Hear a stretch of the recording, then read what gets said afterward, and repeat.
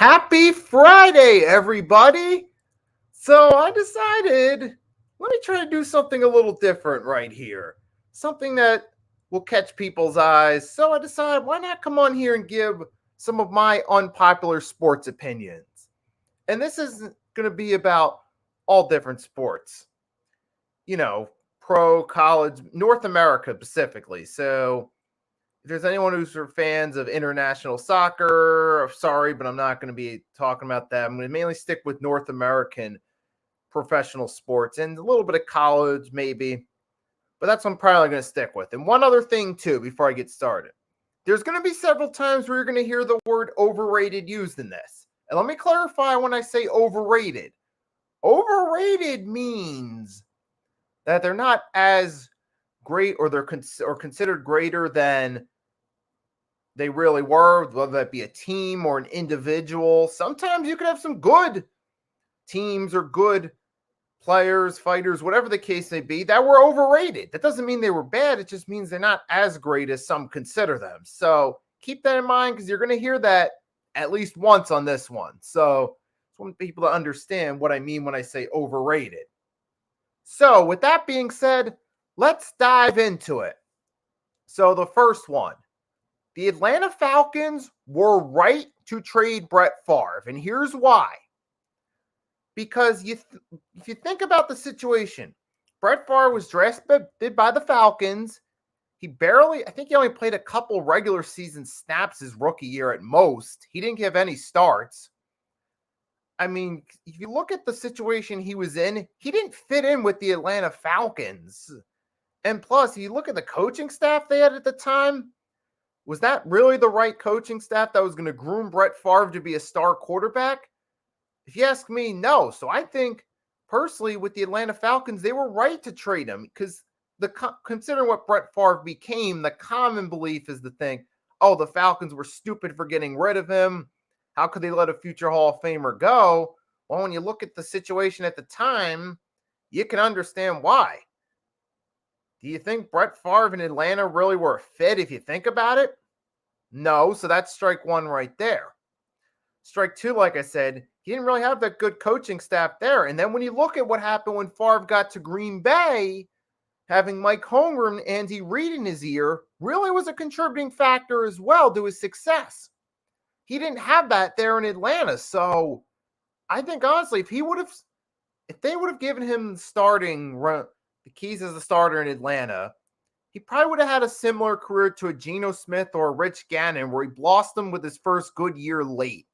What I'm thinking is he probably would have been in Atlanta an extra year or two, not really done anything, then got traded or released and signed with someone else as their backup, maybe bounced around a couple teams as a backup, then maybe like late 20s, early 30s would have finally got a starting gig somewhere, would have had a good season out of nowhere, similar to what Geno Smith did this year, or what happened years ago with Rich Gannon when he had his first good season out of nowhere, which, yeah, Brett Favre could have had a little bit of a good run later in his career, I think, if he started in Atlanta, but he wouldn't have had those 3 straight MVPs he had with the Packers. He wouldn't have had those 2 back-to-back Super Bowl appearances. And who knows where his landing spot would have been if he all of a sudden blossomed late. That could completely change Brett Favre's career, and you might not I don't think he'd be in the Hall of Fame if it happened that way. Sure, he could have made a couple Pro Bowls, maybe a couple playoff runs late in his career, but the main thing that helped him get in the Hall of Fame was those mid to late 90s years with the Packers, especially those 3 straight regular season MVPs, those 2 Super Bowl appearances, that win the Packers had against the Patriots in, what was it, Super Bowl 31? But he doesn't have that if he stays in Atlanta. So I think actually the best thing that happened for Brett Favre was that he got traded from the Falcons to the Packers. And here's another point I want to bring up. A lot of people say, well, if they kept Brett Favre, they could have Brett and Dion. What makes you think Dion would have stayed? Ultimately, he wanted to go chase some championships. Which he ends up doing with the 49ers and the Cowboys. So you really think, with what I just said about Favre, what most likely would have happened if he stayed? You think Dion would have stayed for that? No, he would have bounced anyway. So I don't think it was a big mistake for the Falcons. I think they were kind of stuck in a lose-lose situation anyway. So now, here's my second one. Now, if you got any boxing fans here, this is going to catch you a bit by surprise, but Mike Tyson was overrated. Yes, I'm saying that because, look, again, when I say overrated, like I said when I started, it doesn't mean that that person was bad or that team was bad or whatever the case may be. Because here's the thing, people talk about Mike Tyson like he's one of the greatest heavyweights of all time, like he's up there with Muhammad Ali, Joe Louis, Rocky Marciano, and those guys. Now, from a name perspective and a popularity perspective, he's up there with those guys, but as an all-around boxer, no, he's not up there with those guys. Because if you look closer at his career in the competition, okay, some of his biggest wins were Michael Spanks. I'll grant you that. Trevor Bervick, who, do you see Trevor? Hey, LT. Thanks for stopping by. Like I said, Trevor Bervick, was he ever a guy you really thought of in top tier heavyweight in a strong era? And if you look at, and remember Larry Holmes, well, yeah, he's got down his resume, but let's not forget, Larry Holmes was retired for a few years. They offered him a ton of money. They offered him a ton of money to come out of retirement, accept that fight with Tyson. So, yeah, it says that he's got to win over Larry Holmes, but you got to remember, though, Holmes had been retired. So, that's a factor right there. And then when he did step up in competition, like against the best of his time, like Evander Holyfield, Lennox Lewis, you saw what happened, specifically with Evander Holyfield. He got frustrated. He wanted a way out, so he bid him on the ear to get himself disqualified to get out of there. So, yeah, one of the biggest draws of all time? Oh, absolutely. One of the top heavyweights of all time? Yes, but if you're asking amongst the true all-time greats, take the name and popularity aspect out, he's not on that level with the guys like the Alis, Marcianos, Joe Lewis's of the world. He's just, so yeah, Mike Tyson, big draw, polarizing figure, big money star. Good heavyweight? Yeah, absolutely. But is he truly one of the all-time great heavyweights? If you ask me, no. Because when he stepped up in competition, he struggled. If you look at a lot of the competition he won against, wasn't all that, wasn't, you could look at some of them and say there was asterisks there, like with Larry Holmes, there's the asterisk of Holmes being retired for a few years and being rusty. Look at some of the guys he won against. There's the asterisks of, it was a weaker era. So there's some asterisks there to some of his biggest wins too. But as Tyson never competed against guys like Riddick Bowe. He never competed against Tommy Morrison. Now, obviously, his prison stint had something to do with that too, because he missed 5 years there as well. But still, yeah, I do have to say he's overrated in the regards of he's not as great as some make him out to be. Moving along. This is going to be a more recent one, but if Patrick Mahomes would have been drafted by the Chicago Bears, he would have been developed poorly and he would not be the star he is now. Because look, he would have been drafted into a situation with John Fox. Then after that would have been Matt Nagy. Now, do I think he would have been better there than Trubisky? Yes, he would have, but I don't think he'd be the quarterback he is now if he had to deal with that right there. I mean, sure, maybe the Bears would have had a few playoff runs, but do you think they would have made it to a Super Bowl by now with Patrick Mahomes? And you think he'd be considered the best quarterback in the league currently if he was put in that situation?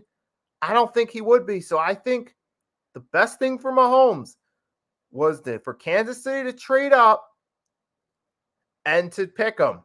Perfect starting point was with Alex Smith, a starter. He could sit under Alex Smith for a year, learn from him, and to have Andy Reid as his head coach, because Andy Reid's got a great track record with quarterbacks. His work as a quarterback coach for the Packers with Brett Favre played a role in Brett Favre's development. He helped out with Donovan McNabb with the Eagles.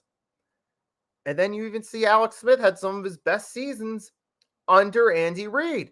And now look where Patrick Mahomes is. So, not to say that the guys like Brett Favre, McNabb, Mahomes don't deserve credit. They do deserve credit. Absolutely. But I'm saying, a contributing factor is pretty much everywhere Andy Reid goes, most of the quarterbacks that played for him have panned out. So he also deserves credit for that as well.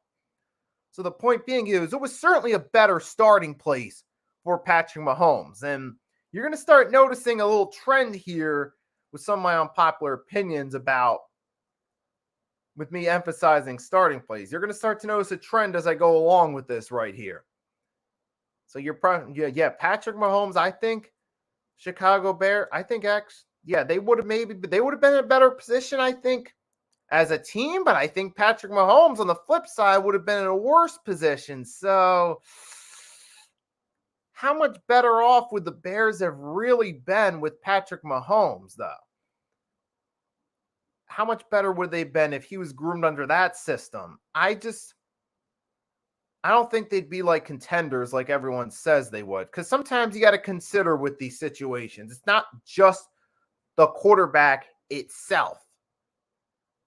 It's not just the talent itself. It's also the system in place too.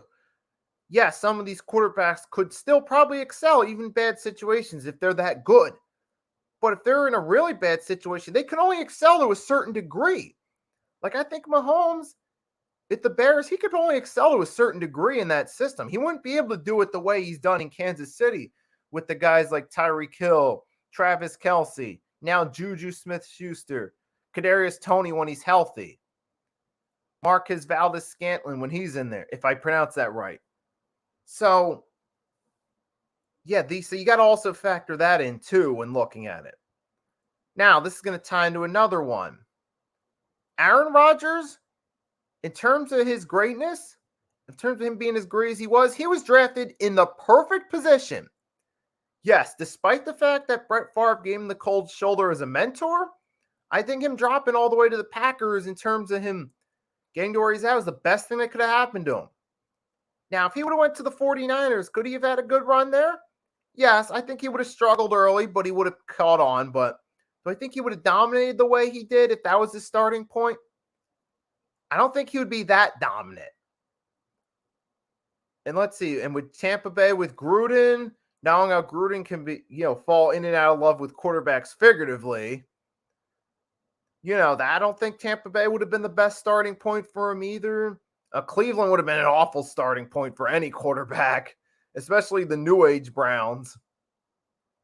So I think, honestly, that was the best starting point for him to sit there, go under Brett Favre, have that chip of being in Brett Favre's shadow under him. And I think that helped motivate him to play as well as he did and to dominate during his peak years. So I think that was great for Rodgers in terms of his individual success as a quarterback, to have being in Brett Favre's shadow, to have to start in his shadow as a chip on his shoulder to motivate him to go out there and play well. So I think, honestly, that was a great starting point right there.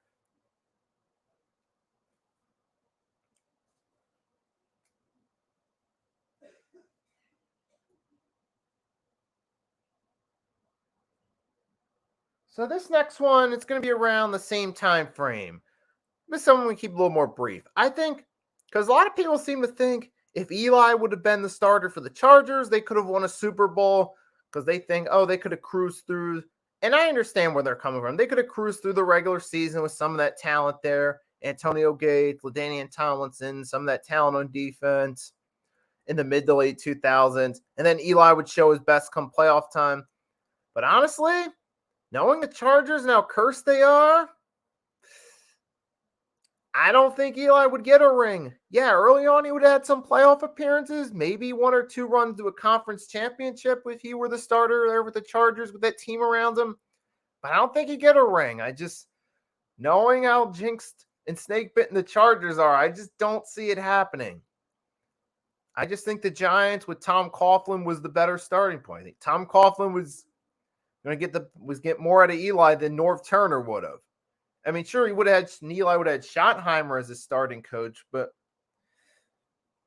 knowing the Schottenheimer curse when it comes to winning championships, I think that would have still been a factor. And I just think there's too many jinx factors with the Chargers that would have stopped Eli from winning a ring. So because I know some people like to put that out there, so that's why I have it as unpopular opinion. Now, this is one that some people go back and forth on when it comes to sports, but people tend to lean more toward, oh, this doesn't count. And that's about, do injuries count as someone being a bust? Now, I see a lot of people like to say that they don't really count, but I do feel like they do count. So, yes, and even with injuries for guys like Greg Oden in the NBA, RG3 in the NFL, they do count. Some people may feel that's unfair, but it does, and here's why. Because when you get drafted, part of being able to be a star for your team is the ability to stay healthy and stay on the field, stay on the court, stay on the ice, whatever the case may be.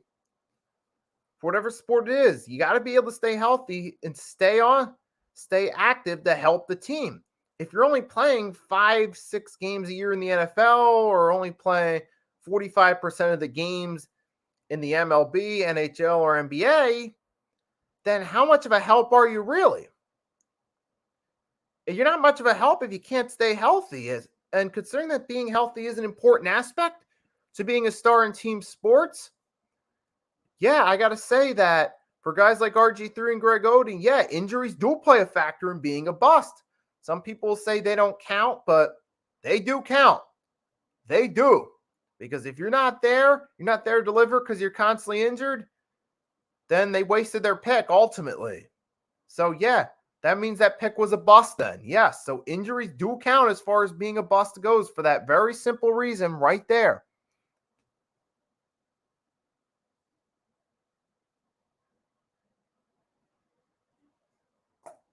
So, here's an interesting one. This is one that's current.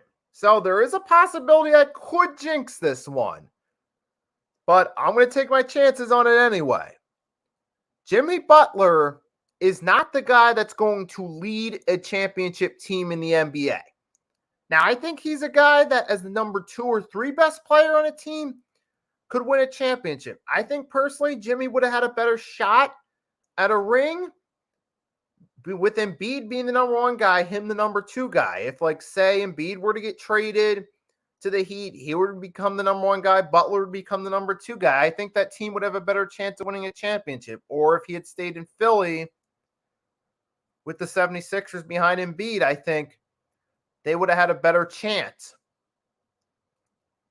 Now, like, to me, Jimmy Butler, he's one of the top players in the NBA. He's one of the top players in the East, but when it comes to him trying to lead a team to a championship, I just haven't seen him as that guy who can, as the number 1 guy on a team, get it done. I feel like he's better suited as that number 2 or 3 guy on a championship team.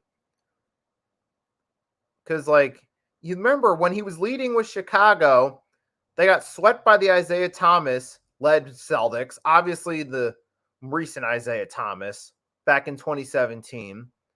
With the Timberwolves, when he was leading that team, they won 1 game against the Houston Rockets. And you could say, well, he hadn't come into his playoff form yet. And yes, that is true. He started to come into his playoff form more in Miami. But even so far, I haven't seen anything that indicates he's going to lead him to winning a championship. Especially now with the Western Conference being a strong conference and the Eastern Conference being the weaker conference. I don't see him being the face of a championship team anytime soon. I mean, that's just me right there. I think as a number 2 guy, it could happen, but it's just like, yeah, even though he is an all-star, I just don't see him being that guy right there. That's just my opinion right there. Now, obviously, you never know. That we could turn around next year, I could have jinxed it. Could turn around 2 years, I could have jinxed it. But as of right now, I don't see that. So I feel like Jimmy Butler, yeah, number 2 guy right there.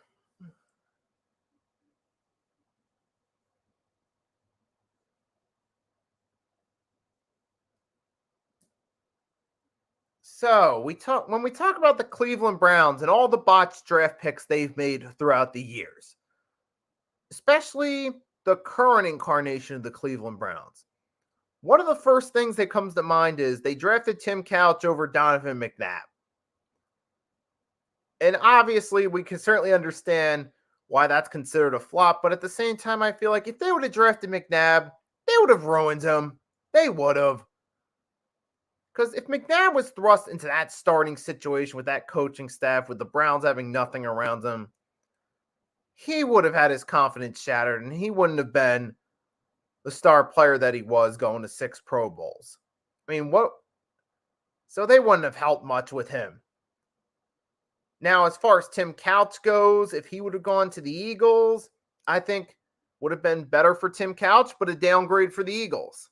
Maybe Tim Couch could have played better under Andy Reid, but I think the Eagles would have been worse off as a team. I could have seen them at best maybe 6 to 8 win team.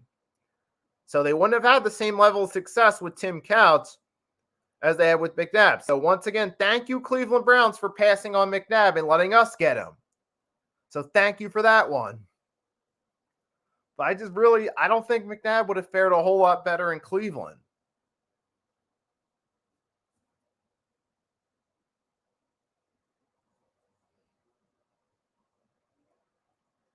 And here's another one. Now, this is going to, obviously amongst hardcore sports network members, this is going to be a popular stance. But amongst mainstream sports media and mainstream sports fans, this is an unpopular one. So that's why I'm going to put it out there.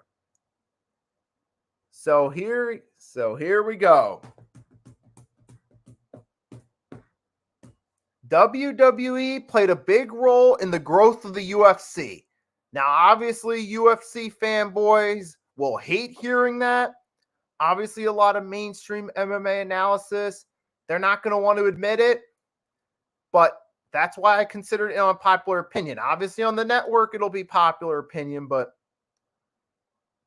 amongst mainstream, it's not. But here's why. We go back, UFC, it's really started to grow around like 05, 06-ish. And one of the things that was a contributing factor was season 1 of The Ultimate Fighter was aired on Spike TV on Monday nights at 11 p.m. And you guys remember what was on Spike TV from 9 to 11 on Monday nights during that time period? If you're thinking Monday Night Raw, you are correct. So that was a golden opportunity for the UFC to niche into that fan base, because that was around the time, 05, some of the fans that were fans during the boom period were starting to become disenfranchised with it, but they would just glance at wrestling or check it out occasionally out of habit. And now here they were, provided a professional sports alternative to it. So that played a role, and slowly over time, the UFC started to grow a little bit, and the WWE started to slowly decline from where they were even back 2 decades ago. So that played a role right there as well. And then by like 2006, 2007, UFC was starting to do some pretty solid numbers. And speaking of WWE helping UFC, former WWE star in the early 2000s who tried out for the NFL, who decided to give a try in MMA in 2007, Brock Lesnar was signed by the UFC. Now, I'm aware Brock Lesnar's returned eventually, but I'm talking in the time frame of the 2000s in the growth of the UFC here.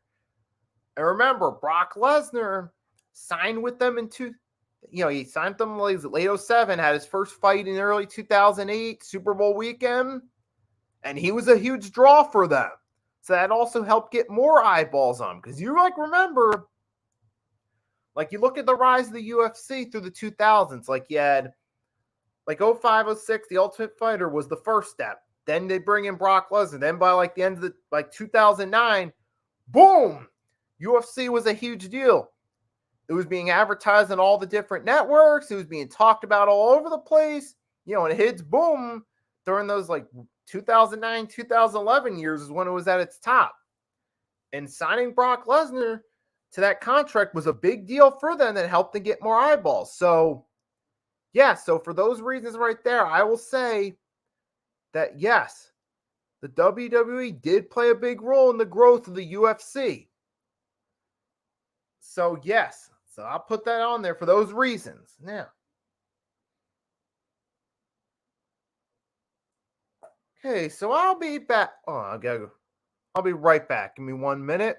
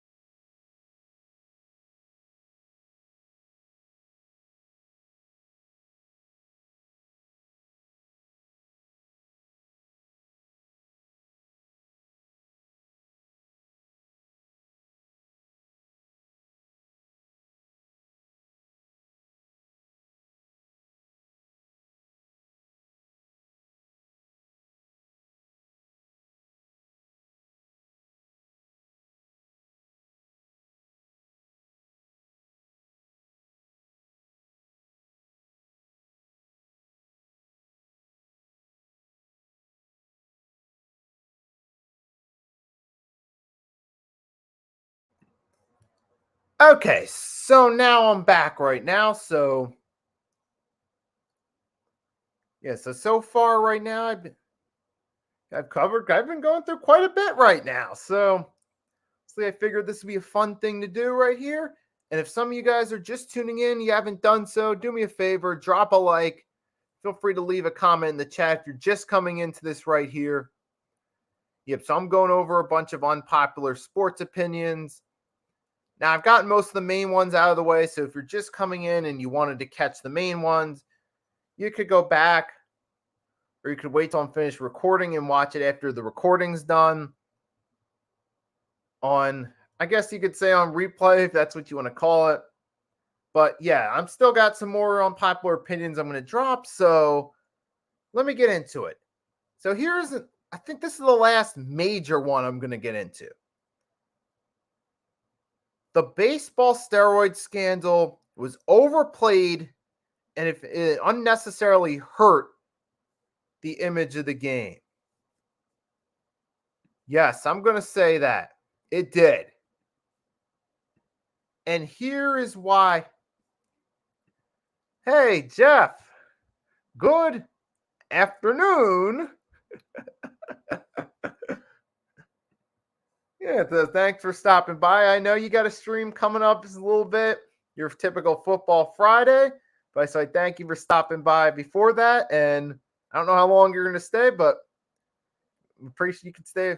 I appreciate the fact that you came by and best of luck with your stream.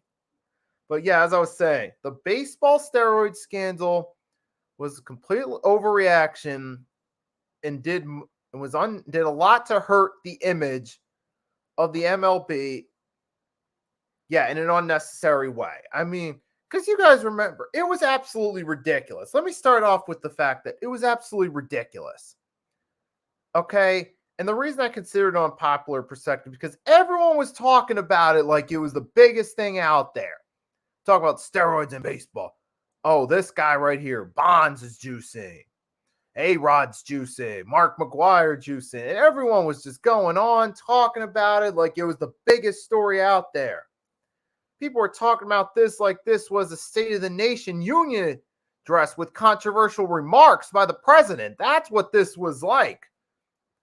I mean, people prioritized steroids in baseball over the president, who at the time was I think it was Bill Clinton when McGuire's story came out. Then it was George W. Bush during the peak of the steroid scandal. But people were talking about this more than they were Clinton and W. Bush and, anyone else who was in politics at the time.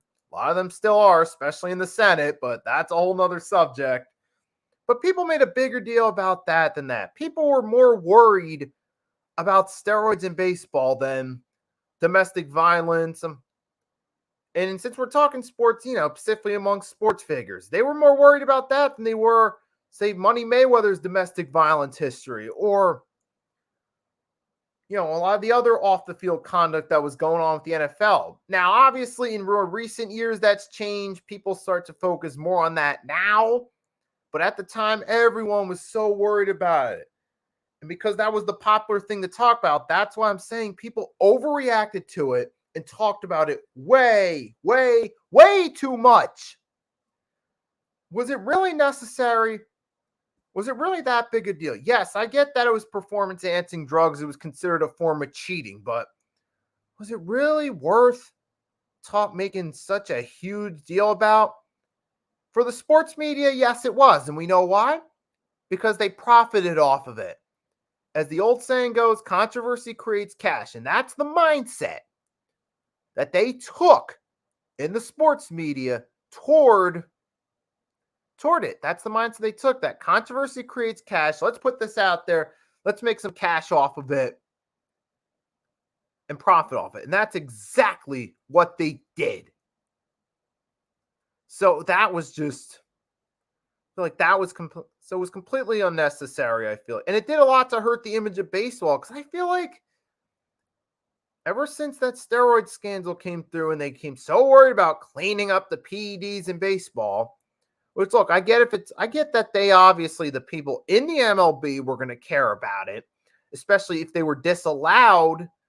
So I get that from their standpoint why they cared, but from the sports media standpoint, they made such a big deal of it. I feel like they tarnished the image of baseball, and I feel like a lot of people lost interest in it, in part due to the steroid scandals going on. Now, is it the only reason? No, of course not. Obviously, as the year, because baseball was huge in the early 20th century. Obviously, as you got to the later 20th century into the early 21st century, the faster sports became more popular.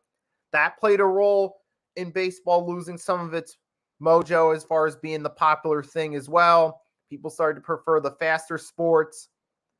So I get that right there. That played a role too. But I also feel like, let's not forget, that steroid scandal that went on throughout the 2000s with the MLB stars played a significant role in its image starting to wane. So I feel like it was unnecessary. People overreacted to it, and it hurt the game's image to a certain degree that it still hasn't bounced back from. So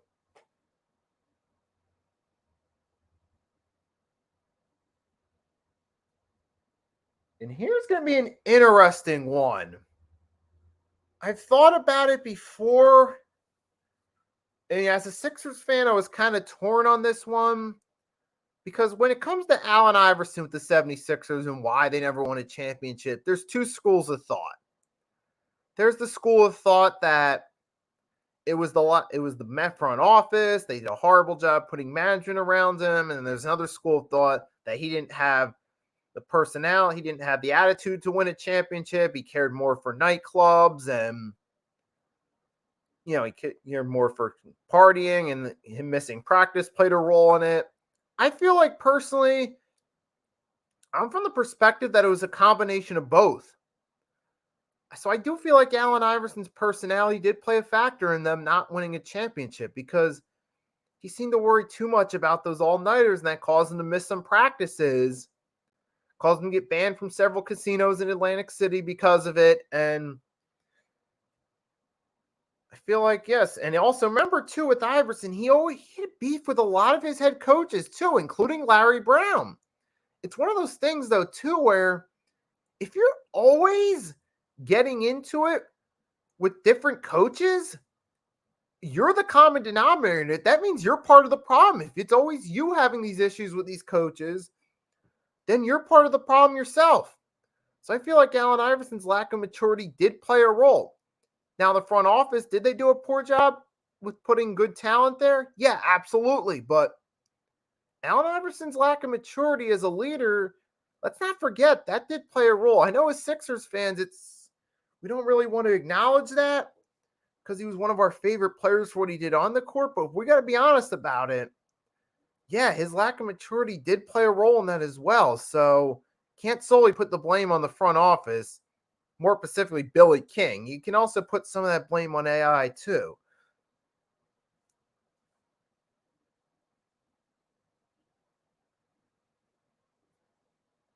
And here's my last one right here.